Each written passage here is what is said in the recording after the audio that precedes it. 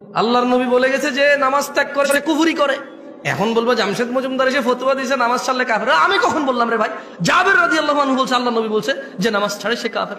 থেকে কোন ছেলে আসছে বাপ দাদা 14 গোষ্ঠী শুনি নাই, ও নতুন কথা কয়। না না, আপনি শুনছেন আজকে, এইটা নতুন কথা না।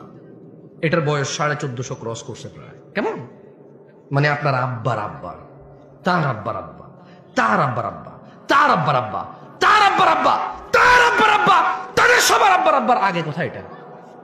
আর শোনেন, খালি যে মাজারে গিয়ে মন্দিরে গিয়ে তারপরে হচ্ছে কোনো মানুষের পায়ের নিচে, তারপর হচ্ছে কোনো নেতার নিচে, পয়সাওয়ালার নিচে কোনো মহিলাকে পাওয়ার জন্য এভাবে করলে যে শিরিক হয় তা না।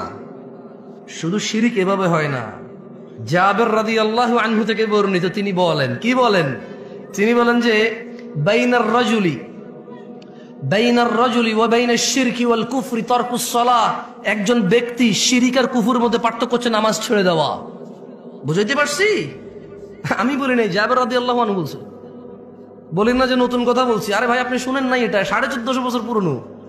আপনার মুহাদ্দিসরে জিজ্ঞেস করেন না, জিজ্ঞেস করেন না আপনার এখানে আলিয়া মাদ্রাসার প্রিন্সিপালকে, জিজ্ঞেস করেন না আপনার মসজিদের জুমার খতিবকে, জিজ্ঞেস করেন না আপনার পাড়ার ডাবল টাইটেল পাস মাওলানাকে। বলেন না।